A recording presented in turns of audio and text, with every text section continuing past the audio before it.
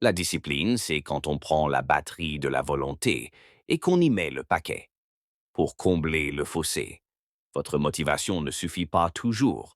Généralement, c'est suffisant. Parfois, non. Comment combler ce fossé? On le comble avec ce qu'on appelle la discipline. Mais il faut une discipline que tout le monde est capable d'adopter, mais personne n'en a envie. Notre esprit nous dit peut-être qu'il est plus facile de faire la grasse matinée ou de ne pas aller à la salle de sport, mais au final, la discipline se pratique. Ce n'est pas difficile.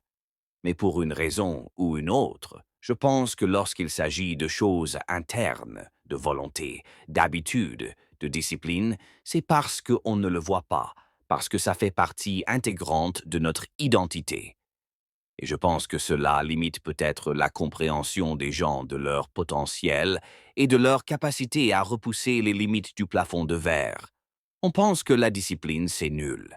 Comme ne pas pouvoir manger tout ce qu'on veut, ne pas pouvoir faire tout ce qu'on veut.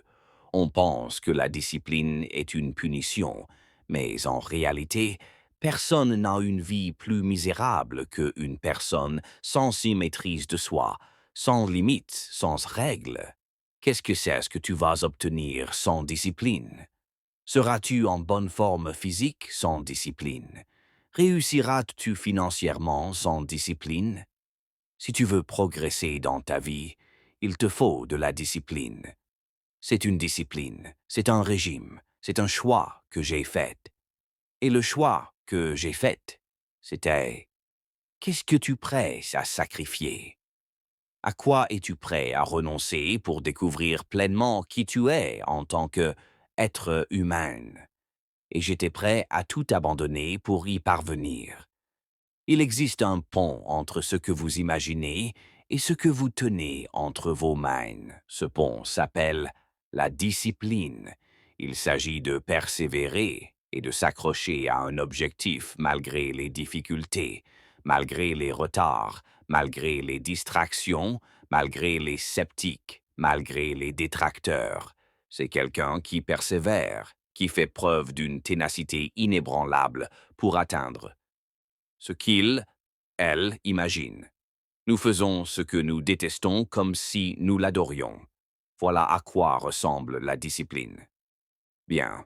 Ce que vous devez savoir sur la discipline, ce sont trois choses. Si vous appliquez les 3 points de la prochaine partie de cette vidéo, vous pouvez accomplir tout ce que vous souhaitez dans la vie. D'accord? Alors, notez-les. 3 choses. La première concerne l'importance de bien dormir et de planifier sa journée la veille. On ne peut pas être discipliné si on est fatigué et sans un plan clair pour la journée. Alors, la première chose que je veux que vous compreniez, c'est de dormir suffisamment et de planifier votre journée. Le sommeil est une période extrêmement importante de la vie, car il régénère notre capacité à être concentré, alerte et stable émotionnellement pendant la journée. La journée nous aidera à mieux dormir la nuit, et c'est vraiment la clé. Une bonne nuit de sommeil commence donc dès le réveil, le matin. Quand on dort mieux, toute la journée est meilleure. Quand on dort mieux, la vie est meilleure, tant que vous ne dormez pas suffisamment longtemps et profondément. 80% des nuits de votre vie, votre fonctionnement est sous-optimal. Et quel est le plus grand risque si nous ne dormons pas assez? Des difficultés d'apprentissage, un affaiblissement du système immunitaire. Nous devons dormir suffisamment. Maintenant, qu'un sommeil suffisant?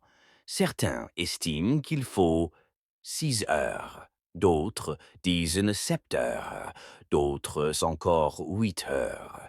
Il s'agit essentiellement de se réveiller sans réveil et de se sentir reposé. Bien. Le deuxième point que je veux que vous reteniez est l'importance de bloquer du temps dans votre journée et surtout dans votre matinée. Ne manquez pas ce point. Il ne s'agit pas de faire de longues listes de choses à faire. Il s'agit d'organiser sa journée de manière intentionnelle. À quoi ressemble votre routine matinale en ce moment? Ma routine matinale consiste à me réveiller et à profiter d'un maximum de lumière naturelle le matin, quel que soit le moment qui me convient. Surtout les 3 premières heures après le réveil. Je m'hydrate, je bois de l'eau et ensuite je fais tout mon possible pour éviter les emails, les réseaux sociaux et pour me consacrer à quelques tâches essentielles. Ces derniers temps, j'ai une sorte d'obsession. J'essaie de faire une chose intellectuellement difficile par jour et une chose physiquement difficile par jour. J'essaie de canaliser mon cerveau de façon linéaire. J'essaie de restreindre mon champ de vision. Sinon, les distractions créées par les réseaux sociaux et les interactions avec les autres peuvent empiéter sur le reste de la journée. Donc, je n'essaie pas forcément de terminer quelque chose pendant ce temps, mais j'essaie de faire un défi. J'éprouve un grand plaisir à me mesurer à quelque chose de mentalement stimulante. J'ai donc observé chez moi que de 6 heures à midi, mon cerveau est très performant. Mon corps est très performant pour accomplir certaines choses beaucoup plus facilement qu'à d'autres moments du cycle de 24 heures. Je considère donc cette période comme la première phase de ma journée. Parfois, je suis levé à 6 heures, parfois à 7 heures, parfois à 8 heures. Généralement, c'est vers 6 heures à 6 heures 30. Je considère donc cela comme une période propice. La deuxième période propice, car je déjeune généralement vers midi entre 13 heures et 18 heures. Notre deuxième période propice est la troisième entre 18 heures et 18 heures. Et l'heure du coucher, qui pour moi est généralement 22h30, mais parfois tard. Enfin, il faut bien vivre. Du coup, j'ai commencé à réaliser que je peux être vraiment concentré sur mon travail pendant 2 de ces plages horaires, mais pas pendant les 3 de façon constante. Je remarque aussi que si je fais du sport tôt dans la première plage horaire, par exemple entre 6 heures et avant 9 heures, j'ai plus d'énergie toute la journée. Mais si je commence à faire du sport à 9 heures ou à 10 heures, à peu près à la moitié de cette plage horaire, la deuxième plage horaire est réduite. Je suis un peu à la traîne. Peut-être que c'est lié à l'heure à laquelle je mange, mais je n'ai rien changé à mes horaires ni à ce que je mange. Donc, je suis bien consciente du fait que je n'ai en quelque sorte que 2 opportunités dans ces 3 plages horaires. Je pense donc qu'on pourrait en tirer un immense bénéfice, non pas nécessairement en suivant l'emploi du temps que je suis, mais en étant attentif à ces rythmes cognitifs et physiques naturels. Il n'est pas nécessaire de se lever à 4 heures des tard du matin, mais il est important d'organiser sa journée et de comprendre ces périodes de productivité maximale. Vous la volonté de vivre. Voilà qui est intéressant. Toutes les données convergent vers le même constat. Nous pouvons développer cette zone. Mais aussi vite que nous la développerons, si nous n'investissons pas dans des choses difficiles et réticentes que nous n'avons pas envie de faire, c'est ce qui me paraît si goganesque que nous ne voulons pas faire. Imaginez, si vous adorez les bains de glace, oui, moi aussi j'adore les bains de glace. Vous passez d'1 minute à 10 minutes. Devinez quoi? Votre cortex médian antérieur n'a pas grandi. Aucun. Mais si vous détestez les eaux froides, si vous avez peur de vous noyer et que vous entrez dans l'eau, que vous mettez la tête sous l'eau et que vous survivez, alors le cortex médian antérieur s'agrandit. C'est ce que je n'ai pas envie de faire quelque chose, mais je le fais quand même. C'est exact. Ça fait prospérer ce quartier. C'est comme ça que j'ai vécu toute ma vie. Je n'y connais rien, mais les gens me disent « Dis donc, tu as une volonté de faire ». C'est quelque chose qui se construit, et si tu n'avais pas cette volonté de continuer, tu mourrais. Il y a une force intérieure qu'on a ou qu'on n'a pas, et si on l'a, on n'abandonne pas, et si on ne l'a pas, on va abandonner. Continueras-tu? Face à quoi que ce soit. Je n'ai jamais pensé à abandonner. S'il me disait de retourner à l'eau, allons-y. S'il me disait de mettre ce tronc sur mon épaule, allons-y. De mettre le bateau sur ma tête, allons-y. Je m'en fichais. Je n'étais pas le plus rapide. Je n'étais pas le plus fort. Je n'étais pas le plus intelligent.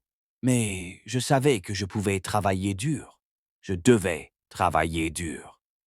Tu vas galérer. Tu vas traverser des épreuves. Tu vas transpirer. Tu vas suffoquer. Tu vas te casser le bras. Et ces choses-là vont arriver. D'accord? Je vais aller de l'avant. Il n'y a pas d'échappatoire. Je vais aller de l'avant. Je n'abandonnerai pas. Alors, je vais aller de l'avant. Vas-y.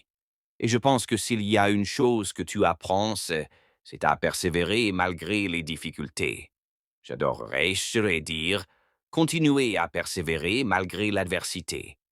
Mais ça, ce n'est pas de l'adversité. Ce sont juste des choses épuisantes. C'est un cran en dessous de l'adversité. L'adversité, c'est quand tu rencontres un défi. Ça, c'est juste quelque chose qui va être épuisant et que tu vas devoir surmonter. Mais c'est comme si la question était, est-ce que tu veux vraiment faire ça ou pas? C'est à ça que je pense que tout se résume. Est-ce que tu veux vraiment le faire ou pas? Mais la grande majorité des gens, ils abandonnent, mais ils ne le disent généralement pas. Et même au fond d'eux-mêmes, ils n'y croient probablement pas.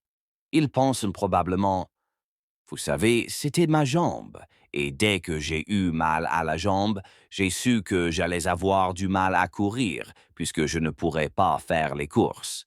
C'est pour ça que j'ai arrêté. Mais en fait, ce n'était pas vraiment un abandon. C'était à cause de ma jambe. Vous parlez là de gens qui trouvent des excuses.